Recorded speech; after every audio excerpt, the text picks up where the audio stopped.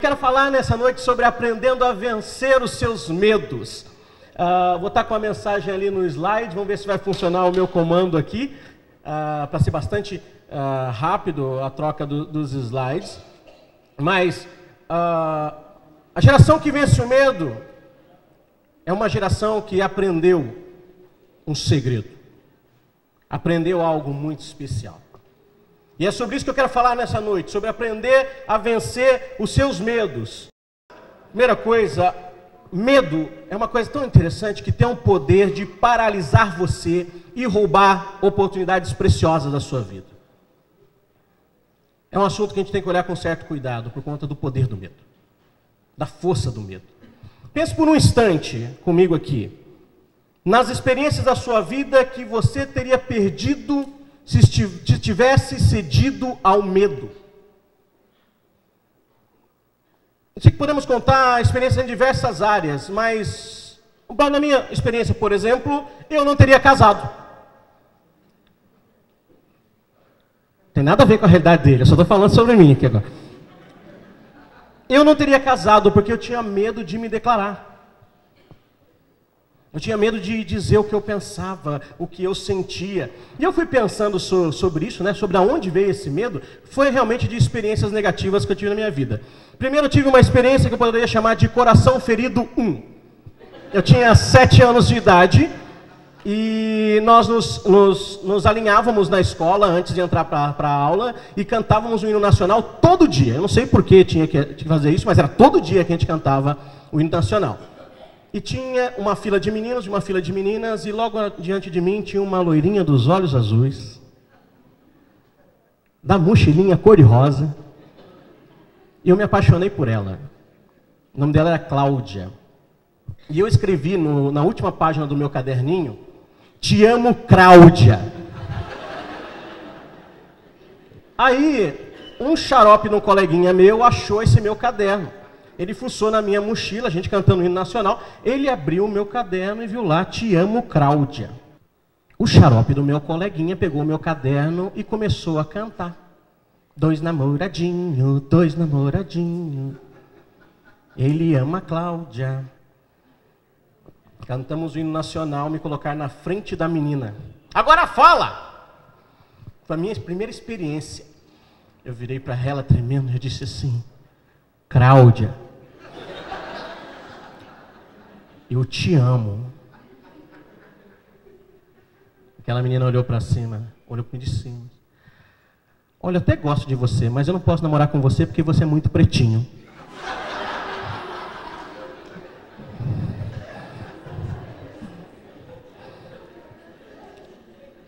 Isso é double bullying. Eu falei, eu não acredito que eu passei por essa situação. E tá ok, fui carregando aquilo na minha vida, não me declarei pelos próximos 3 anos da minha vida para ninguém. 10 anos de idade eu conheci uma segunda menininha. O nome dela era Renata. Me apaixonei de novo, mas tinha um medo de me declarar. E eu me lembro que na minha época tinha umas coisas engraçadas assim. Vendia na papelaria umas cartelas, não sei quem lembra aqui, de letras que você riscava assim nos móveis e ficava gravando. Eu escrevi um monte de coisa sobre a menina na minha casa.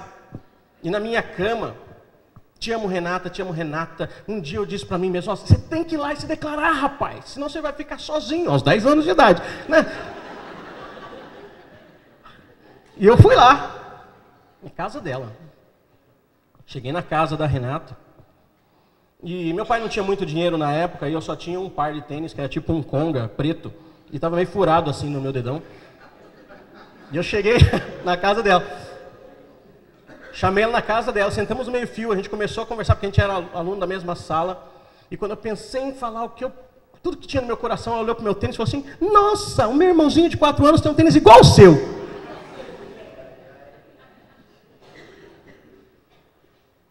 Aquilo acabou comigo, eu não queria mais falar. E carreguei isso comigo com 14 anos de idade. Coração ferido 3. Eu estou no ônibus, eu era aluno do Senai. Eu estava com uma mochila. E eu estava sentado não era um banco, era tipo uma proteção do motor do ônibus. E estava indo cedo para o Senai, estava frio e a garotada gostava de sentar naquele lugar que era quentinho, né? E eu tô lá e de repente entrou uma moça, ela era linda. Quando ela entrou, parece que acendeu a luz dentro do ônibus, assim. Eu fiquei olhando para ela olhando para mim. E ela atravessou a roleta olhando para mim, eu olhando para ela. E ela veio para o meu lado olhando para mim, ela não tirava os olhos de mim. Eu pensei, agora sim. Levantei do meu assento e ela veio chegando para a porta para descer. E eu vi que ela veio falar comigo. Quando ela veio apontando para falar comigo, eu falei, oi. É assim, mocinho, a tua marmita caiu.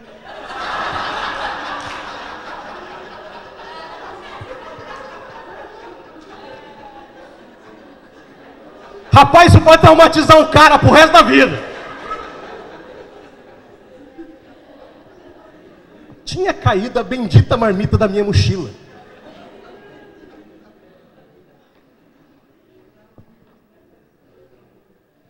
O medo tentou me paralisar. Não dava certo. Porque o medo é aquela expectativa que você tem de viver o negativo.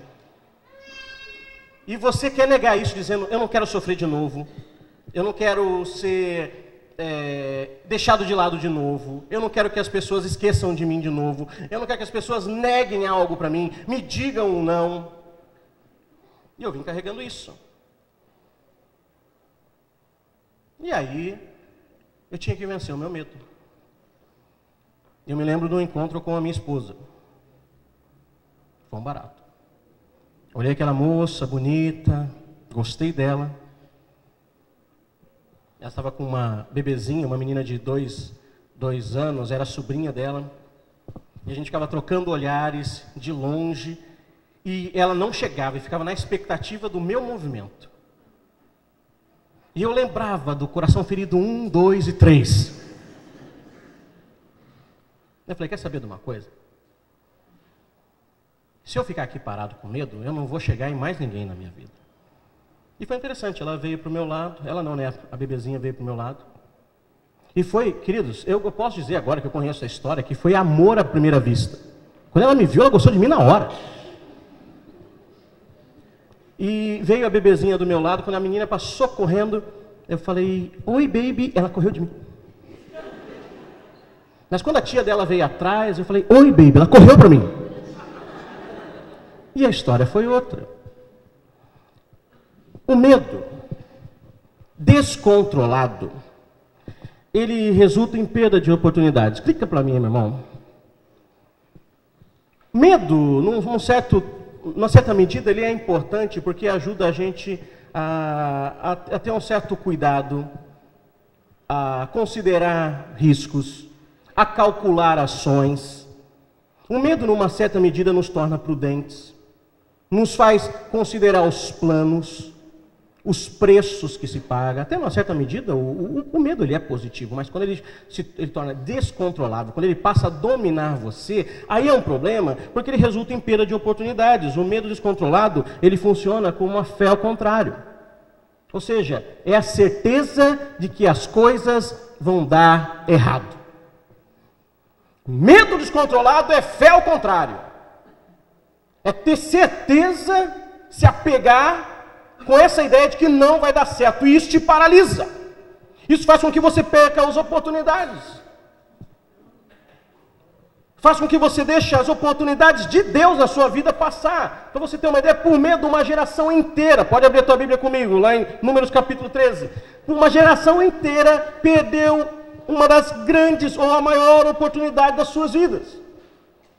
Uma geração inteira, por medo. Medo pode levar você a perder oportunidades. Enquanto você abre aí o texto, deixa eu dar uma dica para os solteiros. Se declare, amém?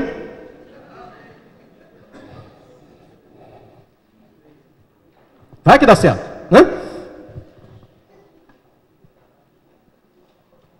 Números 13, 30 a 31, e a palavra diz assim: então Calebe fez o povo calar-se perante Moisés e disse: subamos e tomemos posse da terra. É certo que venceremos. Mas os homens que tinham ido com ele disseram: não podemos atacar aquele povo, é mais forte do que nós. Esse é o episódio da experiência dos 12 espias de Israel, que vão olhar a terra prometida e passam 40 dias considerando a terra de norte a sul, vendo quais são os valores da terra, os bens da terra, as oportunidades que a terra traz, as belezas que há na terra, toda a promessa de Deus, que era uma terra que manava leite e mel. Eles foram lá e consideraram que tudo isso era verdade, mas perceberam que a terra já era habitada. E quando olharam para o perfil das pessoas que estavam ali, da força daquela nação, da força daquele povo, da força daquela gente que habitava a terra, que eles chamavam de gigantes, e olhavam para si mesmos e diziam: nós somos como gafanhotos diante deles. Eles tiveram medo. E por medo, toda uma geração perdeu a oportunidade das suas vidas. A grande oportunidade das suas vidas. Não podemos atacar aquele povo, é mais forte do que nós. O medo está sempre dizendo para você: é muito mais forte do que você. É muito maior que você. Ou é muita areia para o seu caminhãozinho.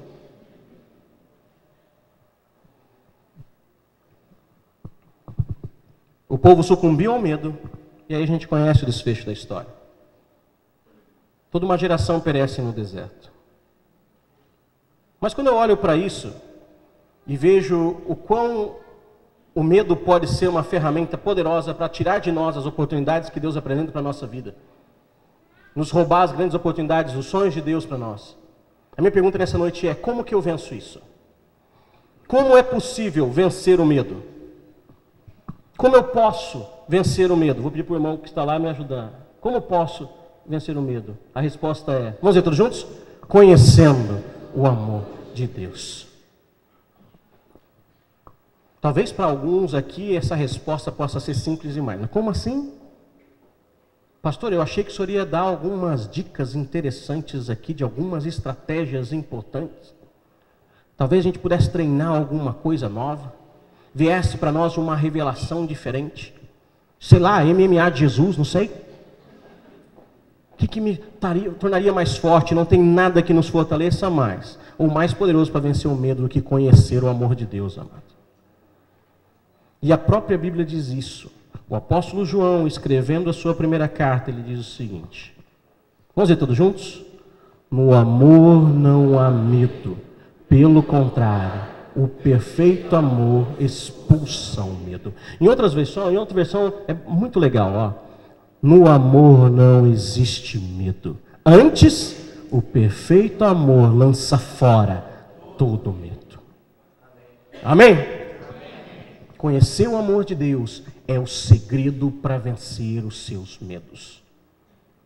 Um homem que sucumbe ao medo é porque não conhece o amor de Deus. Aquele que se levantou no meio de toda uma geração que queria desistir de entrar na terra prometida e disse: vamos, era alguém que conhecia o amor de Deus. Um homem que se fortaleceu, se encorajou, se tornou maior no conhecimento do amor. Porque imergidos no amor, nós somos maiores. Imergidos no amor, somos mais fortes. Imergidos no amor, somos mais constantes. Imergidos no amor, somos mais confiantes. É o amor que faz toda a diferença.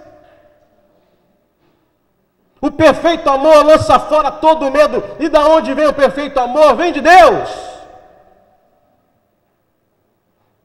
E quem conhece a Deus, conhece o amor, porque a Bíblia diz que Deus é amor. E lança fora todo medo. Não tem receio, não existe reserva, não tem mais espaço para titubear. Não posso mais voltar para trás, porque no perfeito amor não há espaço por medo. Se o medo está tomando conta, é porque o perfeito amor de Deus não te preencheu ainda. Está me entendendo, querido? Eu quero falar nessa noite Como viver, então, as vitórias sobre o medo, baseado nesse amor? E a primeira coisa que eu quero que você aprenda nessa noite é que o amor de Deus me dá o entendimento que preciso para vencer os meus medos. O salmista Davi, no Salmo 27, diz o seguinte: o Senhor é a minha luz e a minha salvação. De quem terei medo? O Senhor é a fortaleza da minha vida. A quem temerei? O entendimento do amor de Deus é tudo que eu preciso para vencer os meus medos. Enquanto eu não entendo esse amor, eu não venço o medo. Eu sei quem é a minha força, eu sei quem é a minha luz, eu sei quem é a minha salvação, eu sei quem me protege, por isso eu não tenho medo. É isso que Davi está dizendo.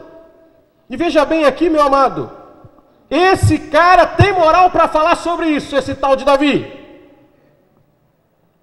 Esse tem moral para falar sobre isso, porque esse que escreve essas palavras é aquele que se deleita no Senhor, em suas declarações de amor, na sua intimidade, mas é aquele que também deleita-se no Senhor nas suas próprias lutas, porque ele luta adorando, é um guerreiro adorador.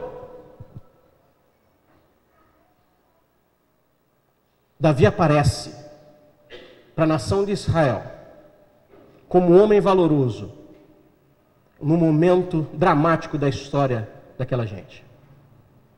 Israel se encontra com um povo adversário no campo de batalha. No lado do campo, o exército de Israel, pronto para a guerra. Do outro lado do campo, os filisteus. Enquanto todos preparavam as suas armas, enquanto todos preparavam as suas armaduras, enquanto todos preparavam todo o seu suporte para a guerra, um homem sai das linhas inimigas, um homem muito grande, um gigante, e ele sai no meio da linha inimiga e ele começa a gritar: sou só um homem, manda aí o herói de Israel, manda aí o campeão de Israel, manda aí um homem que tem coragem em Israel para lutar comigo. Porque o negócio aqui é o seguinte: ninguém vai pegar em arma, é tete a tete. É eu e mais um. E a quem vencer, o outro exército vai se render. E ele ficou lá vários dias. E quanto mais ele gritava, mais os homens de Israel tinham medo. Quanto mais ele gritava, mais a nação de Israel tinha medo. Ele estava levando tudo no grito. Estava ganhando no grito. Ia levar tudo em WO. Porque ninguém ia querer entrar no campo. Mas tinha um tal de Davi, compositor de salmos, menino do campo, cheirando a ovelha. E lá vem ele, trazendo a marmita para os seus irmãos, porque essa foi a razão dele ter ido para o campo. Levando marmita para os irmãos. Olha, irmãos, Deus tem um negócio com quem carrega marmita, amém? Revelação do céu aqui agora. Que consolo, Pai. Amém. E vem carregando marmita para os seus irmãos. Ele entra no campo e está todo mundo tremendo, todo mundo com medo, todo mundo se escondendo. O que está acontecendo? O que está acontecendo? Aí ele vê o gigante gritando lá: ah! Vem! Quem está gritando? Quem é aquele bobo lá? Quem que está gritando aí? E ele dizia palavras terríveis. Ele zombava do exército de Israel. Ele disse: quem que é esse incircunciso filisteu para falar assim do exército do Senhor? Aconteceu isso lá, todo mundo ficou quieto. Quem está falando isso? É aquele menino. Olha, meus queridos, eram dias de homens com medo. O gigante gritava e o povo chorava. O gigante gritava e o povo lamentava. Um olhava para o outro e dizia: você vai, eu não vou. E você? Ah, eu não. Negativo, estou com gripe. Não vou. Aí estou com a dor aqui, sai um bico de papagaio. Não dá, não dá. Era um olhando para o outro e se esquivando. O primeiro corajoso que falou: ei, quem que ele pensa que ele é? Correram pro rei e falaram: rei, tem um valente aí no meio do povo. Como assim? Tem um cara aí que falou que dá na cara desse gigante aí. Que conversa é essa? Mandaram chamar e lá vem o menino da marmita e o rei já todo contente, né? Vem lá, vem o meu campeão, porque se não fosse ninguém, quem que tinha que ir? O rei. E vem o menino da marmita e tal. Aí, rei, chegou o campeão. Ele, cadê? Aonde? Esse menino aí. Menino, mas tu é mancebo ainda? Tu é um garoto, tu é jovem. Eu te vi lá no estudo de inverno, que isso?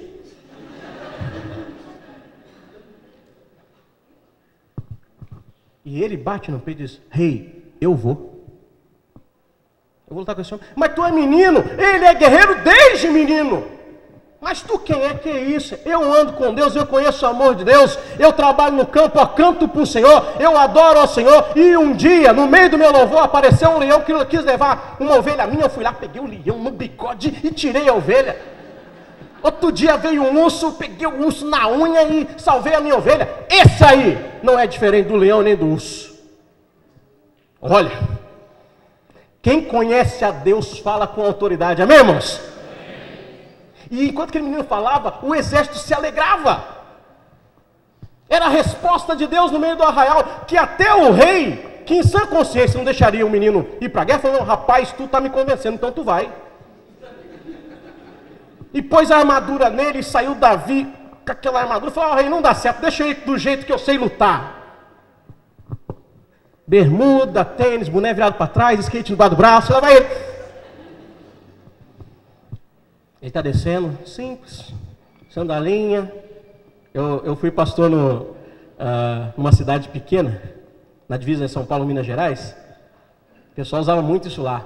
Com seu embornazinho do lado.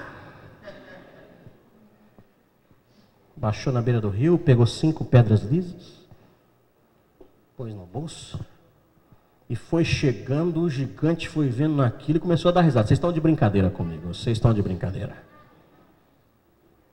Eu sou campeão, vocês vêm comigo com paus. Deixa eu falar uma coisa, você lembra se Davi estava com algum pedaço de pau na mão? Hã? Nada, ele está tirando um dos cambitinhos secos de Davi mesmo. Esse magricela vai lutar comigo? Olha, não tem nada pior para te pôr medo do que desqualificarem você. Presta atenção, você está numa discussão com alguém, está num negócio, num bate-boca, não interessa, você está lutando em alguma coisa, se estão perdendo de você, sabe como eles vão tentar vencer? Te desqualificando. Quem que você pensa que você é? Quem manda aqui sou eu. Essa empresa é minha. Eu sou professor aqui, eu moro mais tempo que você aqui, eu tenho mais experiência, é um moleque, não é assim?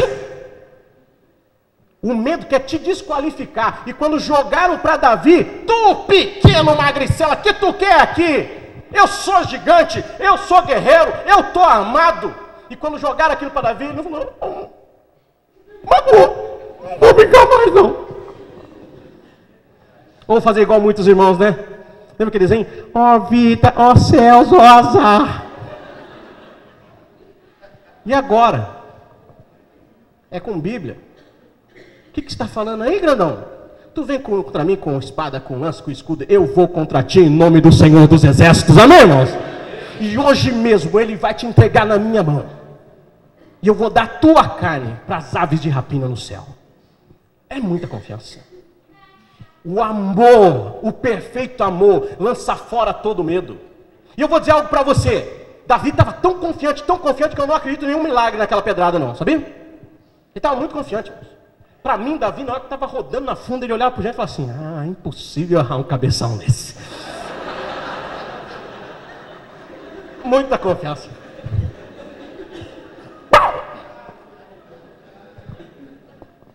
O amor de Deus me dá um entendimento que eu preciso para vencer os meus medos, amém? Enquanto você não entender isso, você não luta com o gigante. Aquilo era uma questão de entendimento. Ele sabia quem era o Deus que ele servia. Alguém já disse, né? Não diga para Deus o tamanho dos teus problemas, mas diga para o teu problema o tamanho do teu Deus. Amém, meu querido? Saiba quem você serve, de que lado você luta, quem está com você. Segunda coisa que você tem que aprender aqui nessa noite. O amor de Deus me dá a força que preciso para vencer os meus medos. Pode clicar aí para nós, irmão? Esse texto, Deus ministrou de uma forma muito especial no meu coração, isso. Nesses dias. profeta Daniel escreve isso aqui, uma experiência maravilhosa, de resposta de Deus na vida dele. E disse, o anjo que trazia a mensagem do Senhor disse a Daniel, não temas, homem muito amado. Amém, queridos? Que coisa gostosa de se ouvir. Ele não falou, não temas meu servo, não temas guerreiro, não temas profeta, não temas profissional, não temas homem, não temas mulher, não temas, homem muito amado, paz seja contigo, ser forte, ser forte. Olha, e Daniel, o que ele diz? Vamos ler todos juntos? Ao falar ele comigo, fiquei fortalecido e disse, fala meu Senhor, pois me fortaleceste. Quando Deus fala contigo, a força volta, amém? Quando Ele fala contigo, Ele te fortalece. Não existe experiência mais revigorante do que sentar num lugar como esse e Deus falar com você. Estar aqui neste lugar e ter a consciência, Deus está falando comigo hoje. Eu estou recebendo um recado direto de Deus, e a palavra de Deus para você é: não temas, amado. Homem, mulher, jovem, criança, muito amado. Paz seja contigo. Amém, irmãos? A paz seja contigo, porque o medo rouba a paz. Paz seja contigo. Olha, depois desse carinho no coração, depois dessa declaração de paz, e ele vem só depois dizer, ser forte. Ser forte. Agora faz sentido ser forte. Nós consolamos as pessoas de trás para frente nesse processo. Nós chegamos para alguém e dizemos, ser forte, rapaz, ser forte. Fique em paz aí. Amém? Beleza? Mas experimenta dar um abraço. Vem cá, meu amor. Vem cá, meu querido. Vem cá, meu irmão. Não tenha medo. Você é amado de Deus. Eu quero ministrar a paz do Senhor no teu coração agora.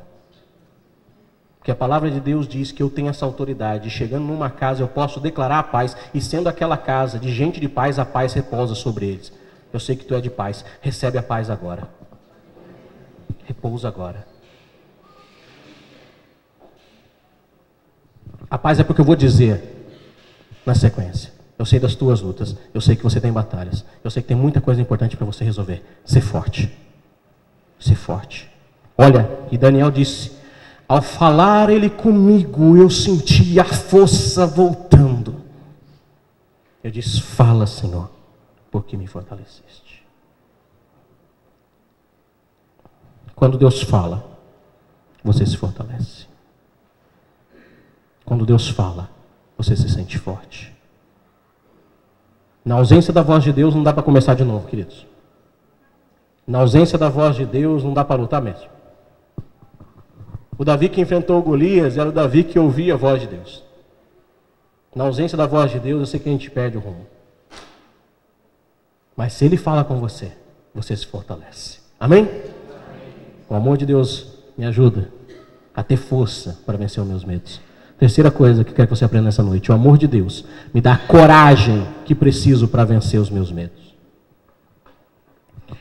Moisés escrevendo para o povo diz o seguinte, sede fortes e corajosos, não temeis, ou não temais, nem vos atemorizeis diante deles, porque o Senhor, o vosso Deus, é quem vai convosco, não vos deixará, nem vos desamparará. Seja corajoso, avance, porque você vai precisar de coragem para avançar, vai precisar de coragem para dar um passo além, principalmente se você vai avançar por novo, porque Moisés nesse momento está se despedindo do povo. Eu não subo com vocês, o Senhor disse para mim que eu não vou com vocês. Meus queridos, há 40 anos, sob a liderança de Moisés, quando o povo ouviu aquilo, eu não vou com vocês, sabe qual foi o primeiro sentimento que tiveram no coração? Medo. Ele disse, não tenho. Sede corajosos, porque eu tenho algo para dizer para vocês. Mesmo que eu não vá, saiba que o Senhor não vos deixa.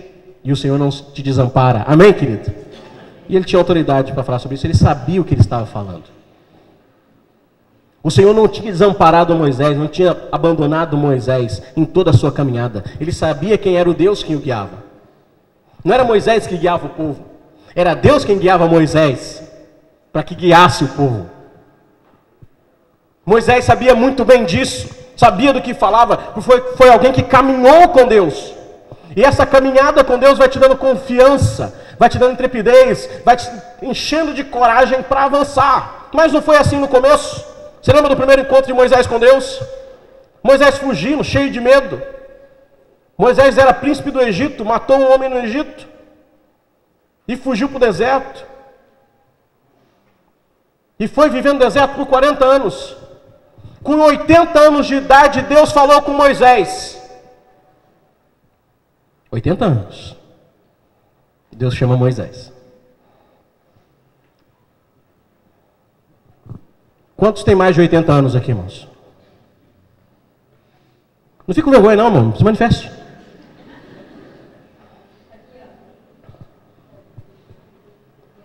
Olha, com 80 anos, Deus chamou Moisés para começar um projeto. Amém? Não dá para eu, como homem, falar para Deus: Senhor, agora não dá para começar mais nada, porque eu já estou terminando tudo. Estou desistindo, estou pendurando a chuteira. Negativo.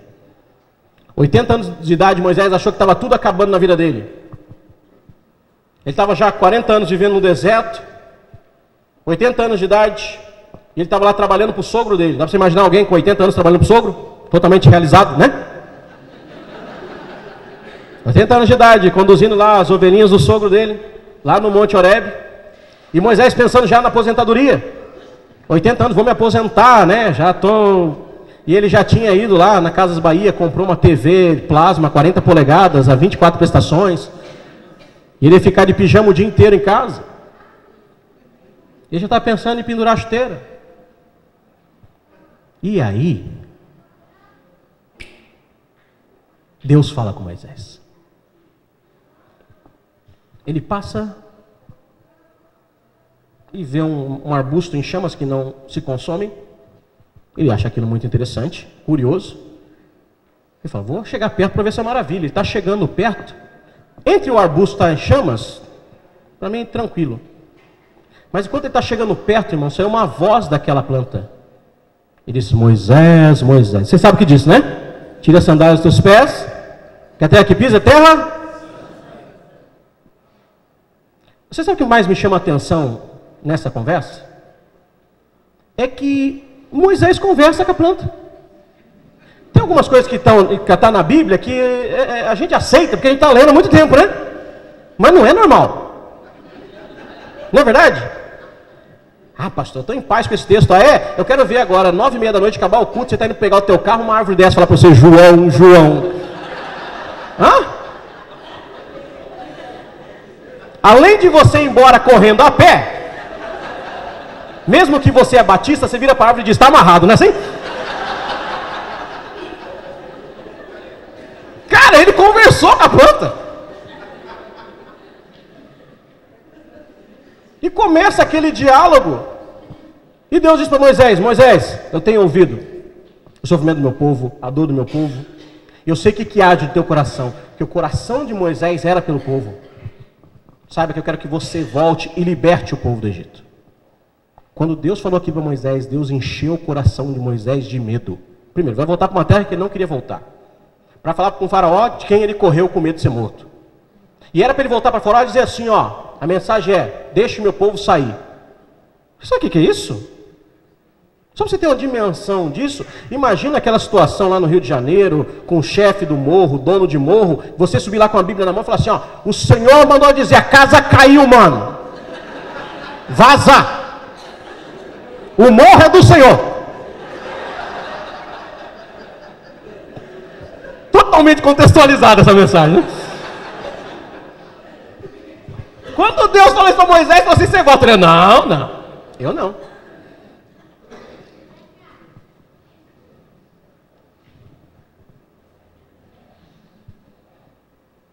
Deus foi falando e convencendo Moisés. E Mas o medo ainda estava dentro dele. Era tudo que ele sonhava. Era tudo que ele queria viver. Era tudo que ele queria buscar. E aí, o medo é interessante, que mesmo que você tendo convicções, o medo vai tentar fazer com que você desista das coisas. Porque o medo, ele mina coragem. Ele vai minando coragem. Diz Moisés, vá. E Moisés deu uma boa desculpa, não posso, Senhor, porque eu sou pesado de língua. Não posso.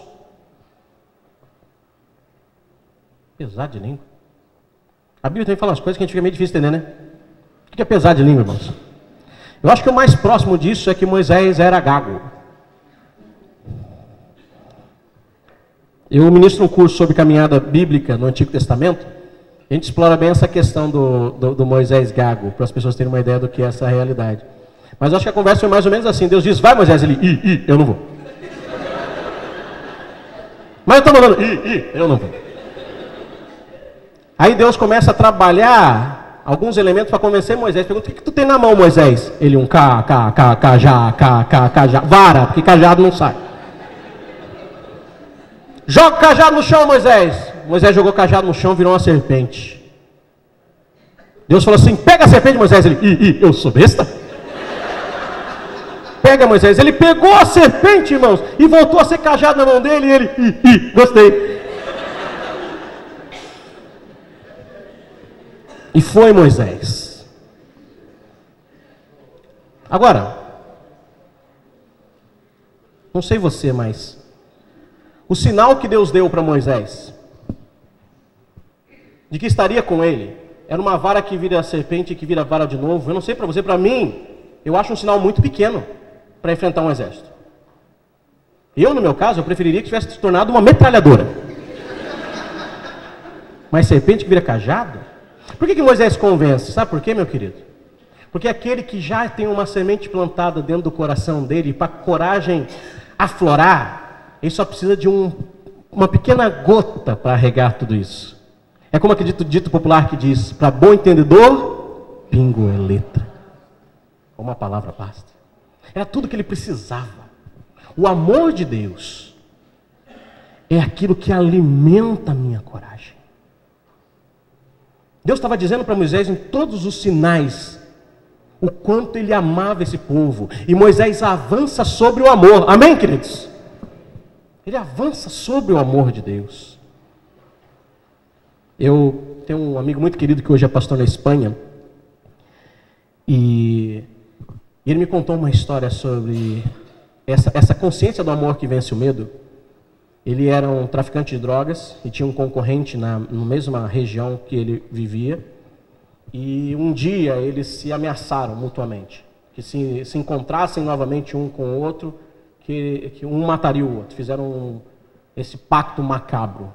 Se juraram de morte um para o outro. Ele não mais viu esse homem. E passou um pouco tempo, ele se converteu. Ele estava passando na frente de uma igreja, caminhando, e estavam umas senhoras num encontro de oração, numa tarde, terça-feira, e elas estavam cantando uma canção, a capela. E ele passou aquela canção, chamou a atenção, ele sentou do outro lado do meio-fio, ficou ouvindo aquela canção, e Deus ministrando ao coração dele. E depois daquela experiência, ele veio à igreja, ouviu a palavra, entregou seu coração para Jesus, se converteu. A sua esposa se converteu. E passou a viver como homem de Deus, está na igreja, e num determinado dia, ele está vindo do culto. E quando ele está vindo a pé na avenida, ele vê aquele homem que ele tinha jurado de morte, vindo no sentido dele. E a esposa virou para ele e falou assim, corre bem, corre. Ele falou, não vou correr. Você pode ir embora que eu não for correr. Ela largou ele e foi embora correndo. E ele continuou avançando, naquele sentido. E quando ele chegou um para o outro, aquele homem viu ele com a Bíblia na mão. E o homem disse, você lembra um tempo atrás que a gente se jurou de morte? E eu disse que se eu te encontrava eu te mataria? Quero dizer algo para você.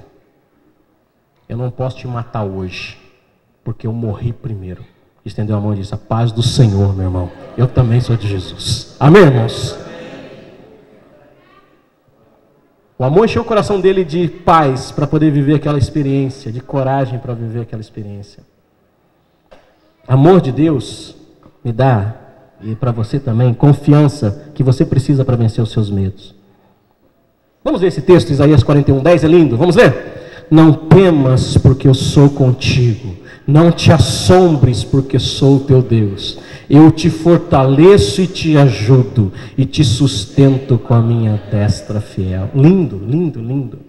Declaração maravilhosa de amor de Deus. Quem tem consciência dessa palavra não tem medo. Eu lembro de estar num culto, numa conferência missionária, tinha uma missionária carioca pregando, e ela contou uma história fantástica. Ela disse que estava num ponto de ônibus, tinha saído do culto, estava num ponto de ônibus, e as pessoas começaram a ir embora, o ônibus dela não chegava, e ela ficou sozinha no ponto, e de repente veio um assaltante e rendeu ela. Quando chegou e anunciou o assalto, ela com toda a tranquilidade e confiança, ele falou assim: passa a bolsa. Ela falou assim: não vou passar não. Ele falou: por que não? Passa a bolsa, você está aqui sozinho. Ele falou: não, quem está sozinho é você. Você não tem medo? Não, quem devia ter medo é você, dos 2 anjos que estão me acompanhando.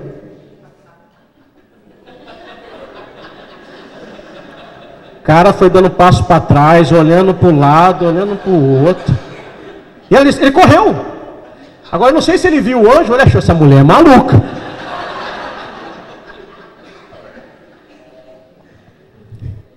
Irmãos, o amor de Deus me enche de confiança para enfrentar o mundo. Amém?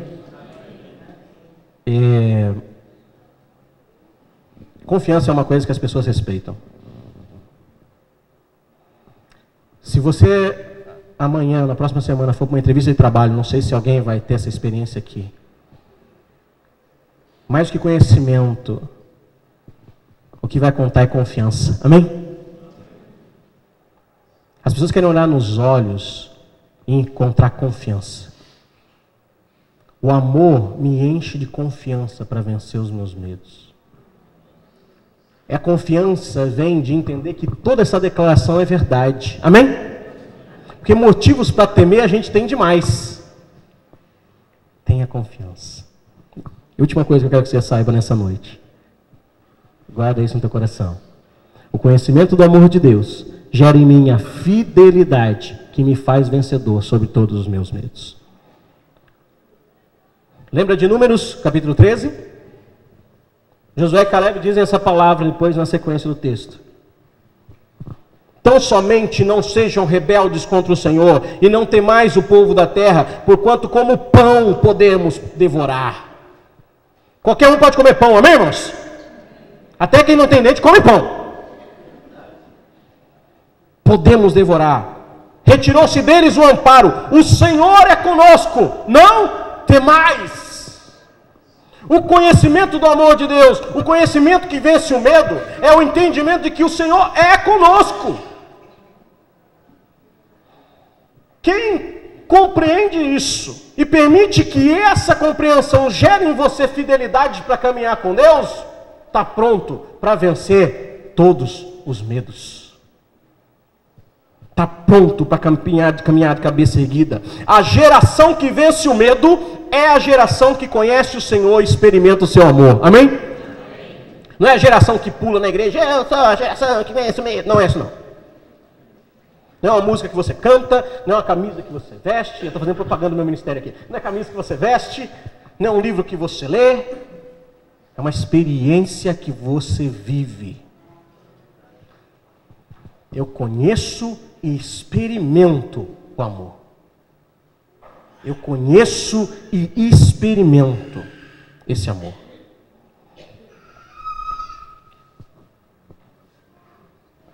Eu não sei se a tua experiência é como a minha, mas parece que o Senhor marcou um dia para revelar esse amor para mim. Eu me lembro que eu estava em Ribeirão Preto, com uma vida toda quebrada, longe da minha casa, trabalhando com uma empresa, e vivendo na casa dessa empresa. Eu briguei com o meu chefe e pedi demissão sumária numa mesa de bar. Saí dirigindo sem rumo, podia ter ido para um outro bar, Passei em frente a uma igreja. A porta aberta. Eu fui e voltei. Parei o meu carro. Desci, tinha um jovem na frente da igreja. Eu perguntei para ele, que hora que é o culto? Ele falou, é daqui a pouco, às 8 horas da noite. Eu falei, eu vou em casa tomar um banho de gato e já volto. Foi essa a expressão que eu usei. E quando eu estava saindo, eu perguntei para o jovem, quem é o pastor dessa igreja? Não sei por que veio isso na minha mente. Ele disse, eu sou o pastor. E eu fiquei impressionado com aquilo. Porque era um cara novo, de cavanhaque e tal. E não era o estereótipo de pastor que eu tinha na minha cabeça. Porque para mim, pastor é aquela figura... Sabe, o pastor para mim é aquele cidadão baixinho, careca, barrigudo, de terno e gravata. Esse era o pastor. Teve um tempo atrás que eu estava... A minha igreja a gente não usava mais gravata para pregar, mas eu fui falar numa igreja nos Estados Unidos e eu tinha que colocar o terno. Eu cheguei diante do espelho e quando eu coloquei o terno e comecei a abotoar, eu vi aquele cara no espelho. Aquilo não era uma ideia que eu tinha de pastor, era uma visão profética de mim mesmo, né? E eu resolvi voltar para o culto. Eu entrei naquele lugar, queridos. Cantar uma canção que eu não conseguia cantar, orar uma oração que eu não conseguia orar junto. Era um culto com 6 pessoas apenas, nessa festa bonita que está aqui nessa noite, que a gente está vivendo aqui nessa noite. 6 pessoas no culto apenas. E aquele pastor pregou com uma paixão. E ele falava, parecia que ele contando a minha vida ali, ele estava falando de mim. Eu sentia que Deus me pegou pelo colarinho e ia batendo em mim. E terminou o culto, eu disse para ele, rapaz, como é que isso é possível? Você falou a minha vida aí. E ele disse, olha, eu ia pregar hoje sobre conduta cristã, está aqui o meu esboço, mas Deus me conduziu a falar sobre esse assunto hoje. Ali eu entendi que Deus tinha marcado um encontro comigo. Ele falou comigo. E eu me senti amado. Eu saí daquele lugar transformado. Eu saí daquele lugar transformado.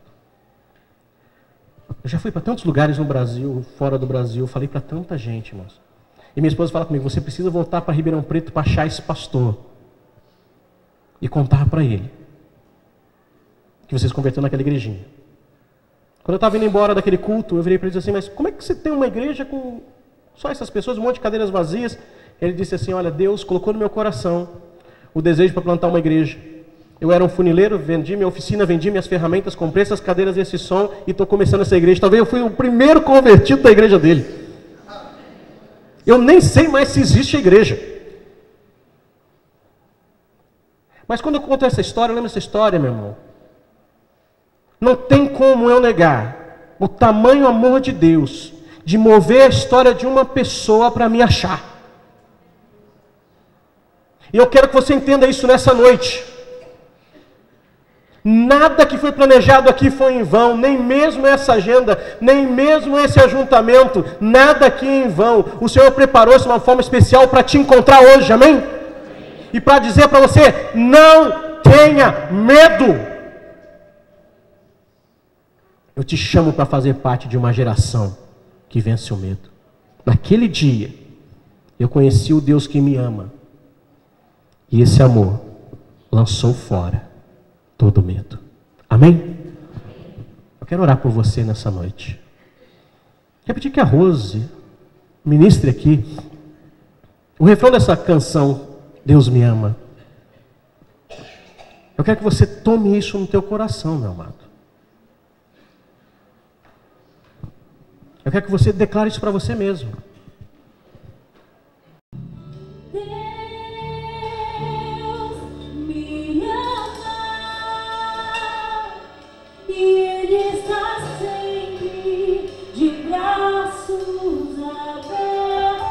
Se coloque de pé.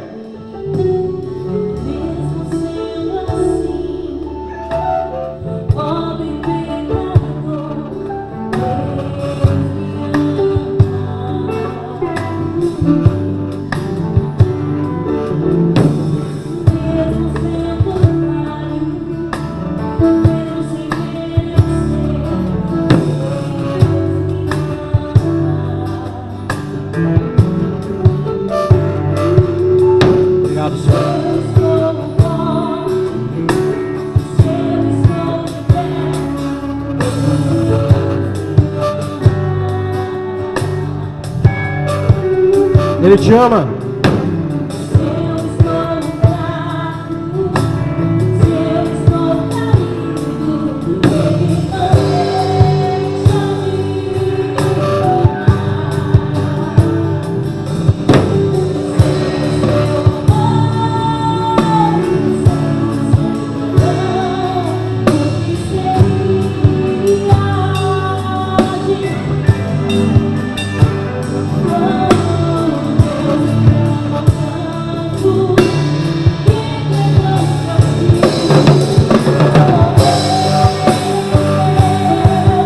Declare, Ele te ama.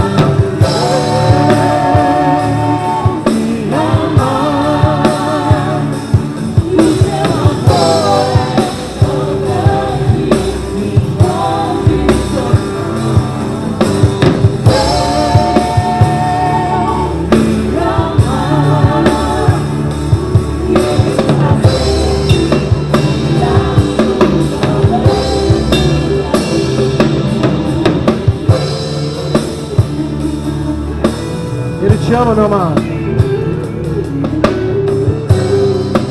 O amor de Deus é perfeito. E o seu perfeito amor lança fora todo medo. A geração que vence o medo é a geração que experimenta o amor de Deus. A geração que se rende a esse amor. A geração que conhece ao Senhor e sabe que Ele é amor. Ele te ama. Ele te ama. E esse amor te prepara para vencer. Esse amor te prepara para continuar. Esse amor te fortalece, te enche de coragem, te enche de confiança. Esse amor é o entendimento que você precisa para vencer o mundo.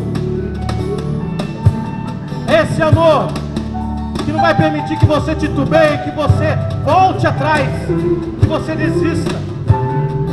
É o amor que te preserva, é o amor que te sustenta, é o amor que vence todo o medo que te paralisa.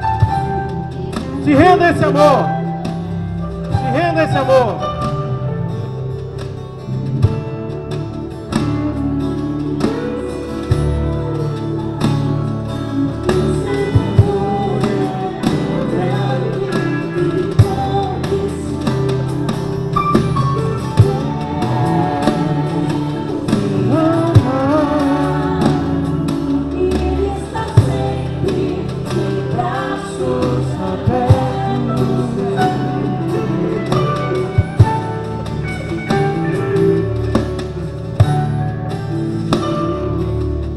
Levante a sua mão.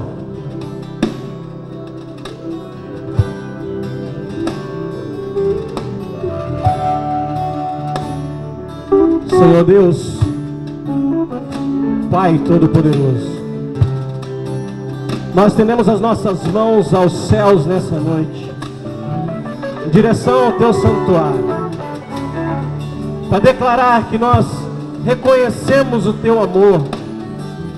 Nós compreendemos que é o segredo para vencer todo medo. Nós entendemos que o Teu amor é perfeito e lança fora todo medo. Vem sobre nós nessa noite e nos envolve. Vem com o Teu Espírito Santo que convence o homem de pecado, justiça e juízo. Envolve cada mente e coração nesse lugar. Enche de alegria, da certeza da Tua presença. Vem preencher corações vazios. Vem quebrar o jugo do inimigo. Vem libertar, transformar. Vem trazer vida e salvação neste lugar. Vem encher da Tua presença essa gente. Vem fazê-los, Senhor Deus, conscientes, convencidos desse amor. E que o medo bata em retirada. E que caia por terra toda depressão, todo desânimo, todo receio. E que se enche essa gente de força, de coragem e de confiança. E que saia desse lugar vencedor para vencer em o nome de Jesus. Levanta nessa noite a geração que vence o medo nessa terra. Que brilha nessa terra diante dos homens e leva-os a glorificar o Senhor. Enche o Senhor de ti, enche o Senhor do teu amor, enche o Senhor de tudo que é teu nessa noite. Nos envolve a tua presença. Oh! Preenche mente, coração, alegria, vida, coragem, libertação, transformação neste lugar. Aleluia.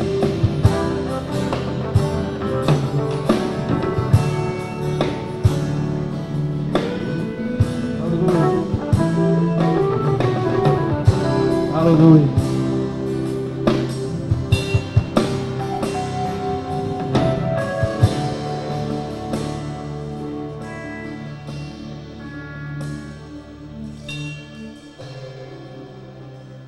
Põe a mão no teu coração. Vamos declarar juntos com a Rose nessa noite o refrão dessa canção. Como uma declaração que traz lembrança e te enche de confiança nessa noite. Declara a si mesmo nessa noite que Deus te ama. Declare. Me ama.